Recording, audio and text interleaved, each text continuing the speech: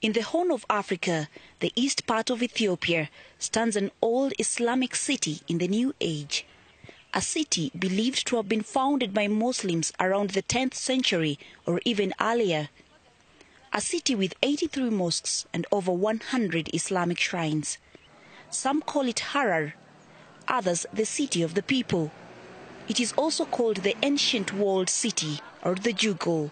According to United Nations Educational, Scientific and Cultural Organization UNESCO, this city is considered the fourth holy city of Islam, after Mecca, Medina and Jerusalem al-Quds.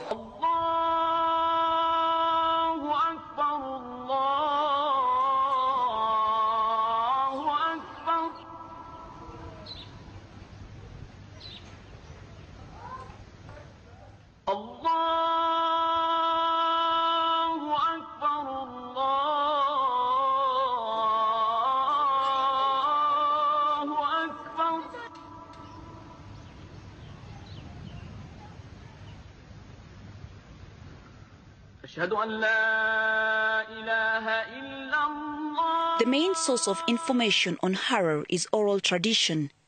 The people of this walled city or Jugol believe that around the year 1256, a group of 405 sheikhs arrived from the Arab Peninsula who chose this site to found the city.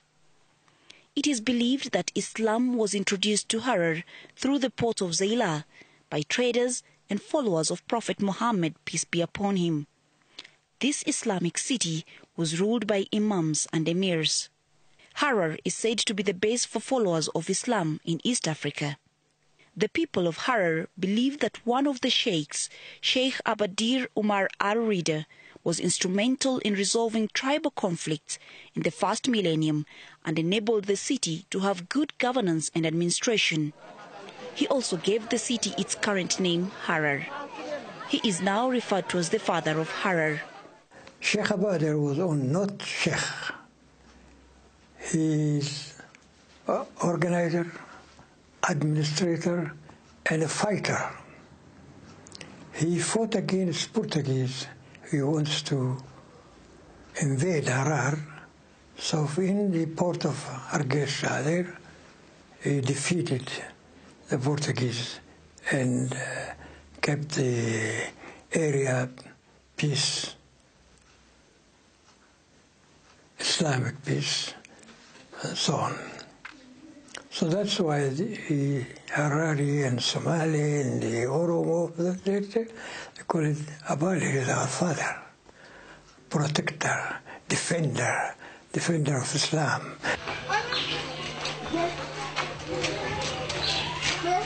Today, the first Quranic school that Sheikh Abadir established hundreds of years ago still stands.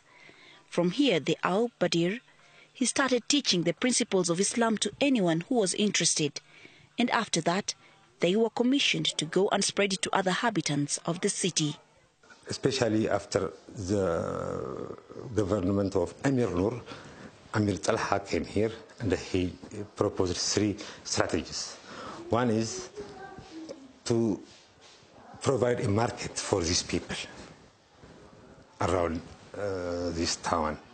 The second one was teaching them this Islamic faith in the way that they understand.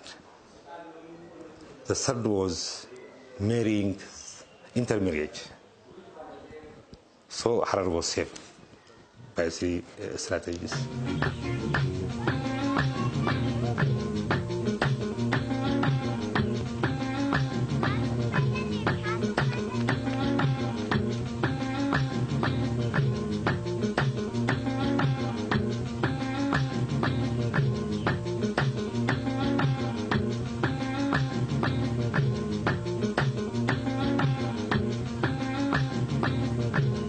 He called everybody. He sending everybody so that they come for the Jum'ah prayer, for the congregational prayer. Then he made a khutbah on the Jum'ah, saying that we were not created for now.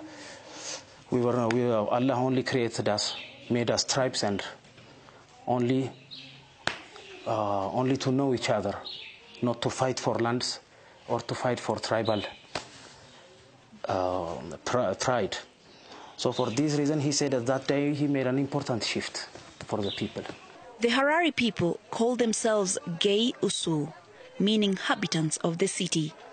Anybody who comes into the city and accepts to live according to the way of life, which is Islam, is not identified by his tribe or origin. He is only identified as a habitant of the city. Gay asli Islam nasidi jasa مدينة ميبو يوغا وانت كل حبش وبول زفرك أول ساكيل وزال كتب ينت بالأصل إسلام نتله أنت منبع أنت.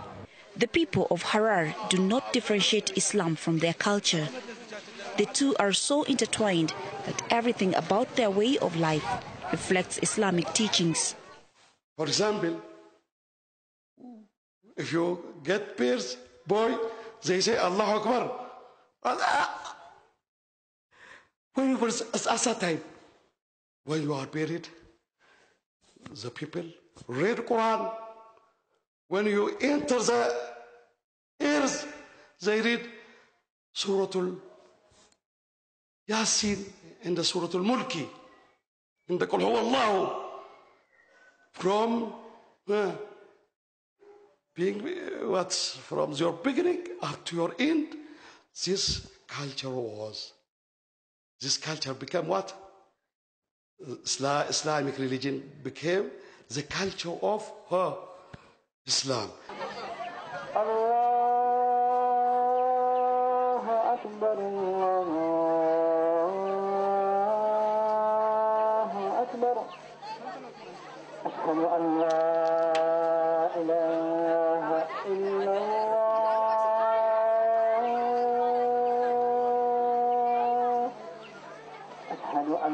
Harari people are prayerful. There are 83 mosques that currently exist in this 48-hectare piece of land. Some mosques are just 100 meters apart. It is said that in the beginning of Harar, there were 99 mosques to signify the attributes of the names of Allah. However, with time, some were closed and one was converted into a church. بجيح عمر زال ألف ما تبكد أنت مسلم تزنارتي بعد النارتي هي سبب ليه مسكدي بس اللي فلك. According to United Nations Education, Scientific and Cultural Organizations, because of this, Harar is considered the fourth holy city of Islam. Each mosque with its own imam, who calls people for prayer. In this way, the residents of Harar maintained a tightly knit relationship with Islam.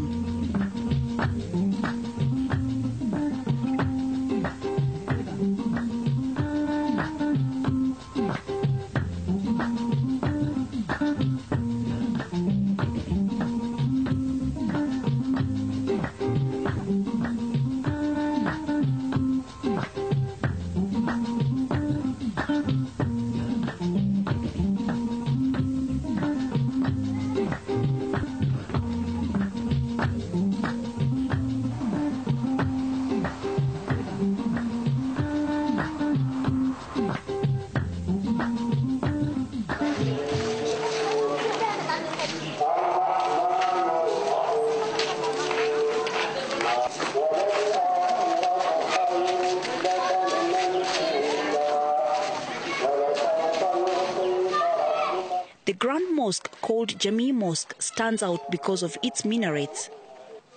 On Friday, during the Jummah prayers, the Harari people would all gather in this Grand Mosque for prayer and also to discuss society issues. They still gather here every Friday.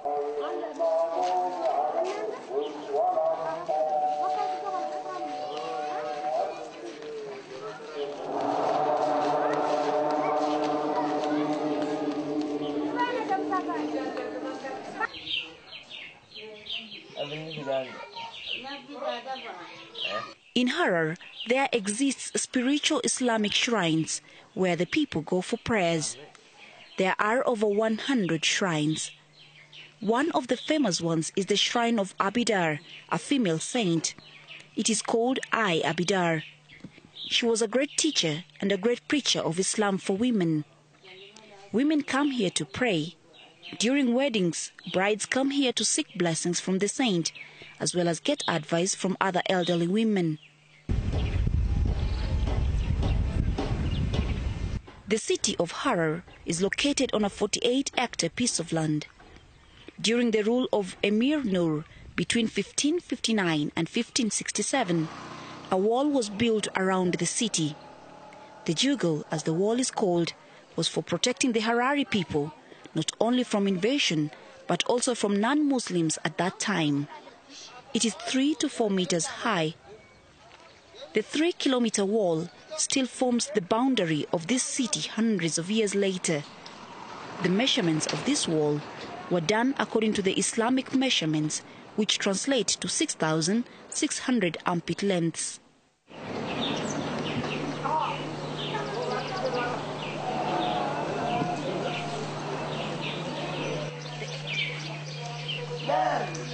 The ancient wall had 5 gates, representing the 5 pillars of Islam.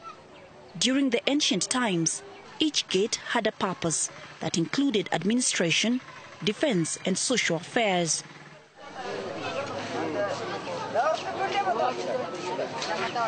This is Assum Gate. This is one of the best gates, the main gate into which the business people, the people inside the walls, the residents, go to Hajj, to Mecca, just went through, used to go through this gate.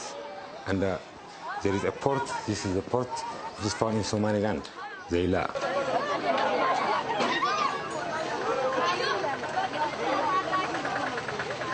The second gate is Asma ad-Din Gate. Asma ad-Din is a name of a great preacher, saint, who usually used to go to teach Islamic thoughts and lessons to others. And the other one is Badri Gate, remembering the Battle of Badr between the infidels, the Quraysh, and the new phase Islam.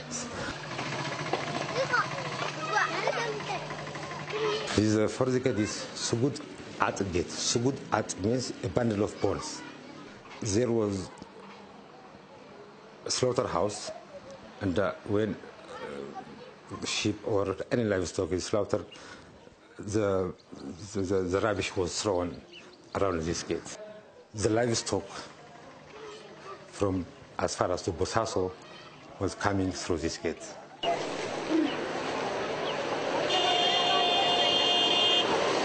The fifth and final gate is the Argob Gate.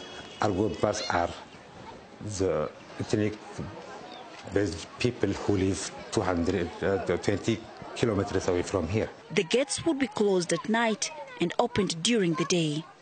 Harar had 24 watchtowers around the city for security purposes. In the present times, these watchtowers do not exist, and the gates are used as normal exit and entrance points of the city.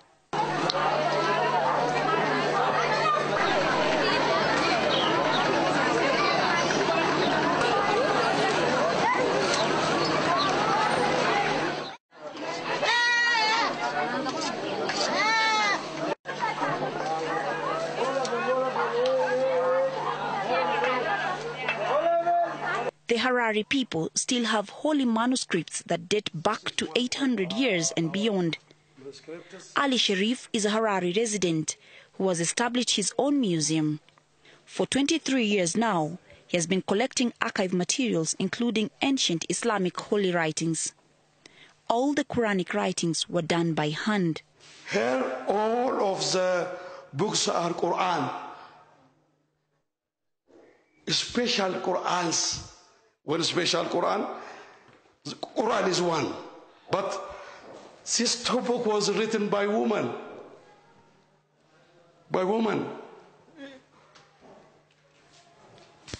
These have also amazing things in Tafsir al-Quran, interpretation of Quran. What did it has? In Harari, before 400 years, the world is divided by 12 places. The center is Mecca. And they wrote what? They wrote the name of the known cities. So that if you go anywhere, you put this picture, this circle. North, south, east, west, and you look your cities or your neighbor. Then you make salat like this, or like this, or like this, like this, without magnetic field. Another amazing book is this. This book tells us how many chapters in Quran, how many surah or Bismillah in Quran, how many sentences or ayat in Quran, how many words in Quran, how many letters. After that, how many alif. They calculated before 320 years. And they put everything is here.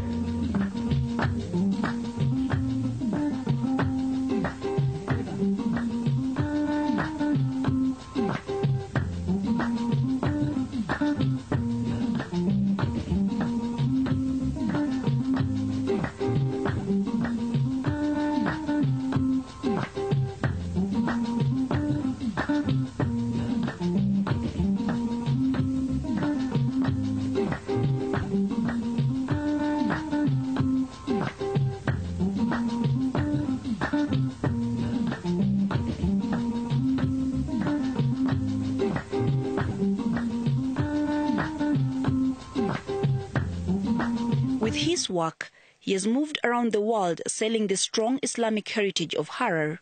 Currently, Sharif is doing preservation of the Islamic manuscripts that he has collected. He cleans the pages and binds the books to make them strong. He then covers the books with leather and polishes them with wax to give them a shiny luster.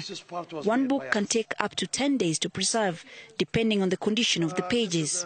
He has also begun digitalizing the Islamic manuscripts. He takes pictures of each page, then stores the files in a database. I collect 1,200 books, Islamic books. 1,200 books. Within that books, we preserve and binded 600 of it. We digitalize about 900 of it. And we preserve it in Washington, D.C., Hill Manuscript Museum, in that Saba University in the Hair. And for the time being, in this exhibition room, we display only 1% of our collection.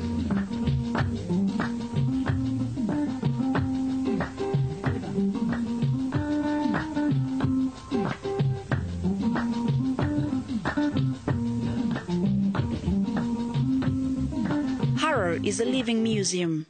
In 2003, UNESCO awarded the City of Peace Prize to Harar. It's really commendable to see that they have kept the old town, and it really looks like 100 years ago. So I think that is very commendable. And also I can really touch the tolerance and the coexistence between the Muslims and the Christians and then the different ethnic groups. So that is something that is palpable in the city. It's so interesting because it's so compact. Everything is so close to each other. And it's not like a dead monument where you just go to see a house, but it's so much alive.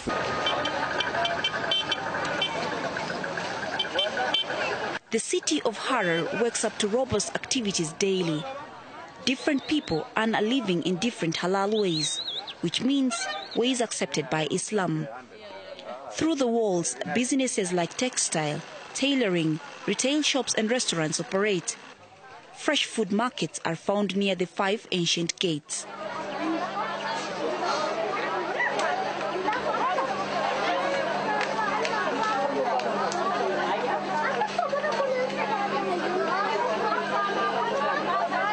The Hararis grow their own food, sell the extra to each other, and some is transported to neighboring regions like Jijiga and even neighboring Somalia. Those who are farmers own pieces of land outside the ancient wall.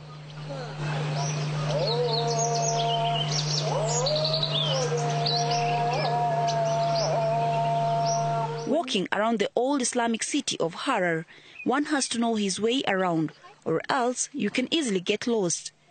This is because the city has 363 alleys, most of which look alike.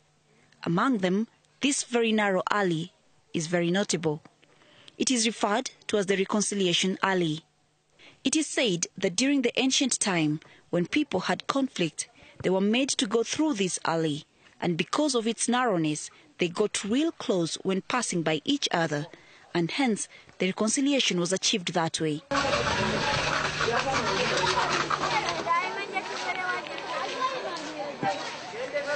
When the sun sets and the inhabitants of the old city get back within the confines of the ancient wall, other people, especially visitors in Harar, head off some few meters outside the ancient walled city to watch hyenas being fed. Every day after dusk, these men, in the awe of visitors, call out hyenas and feed them.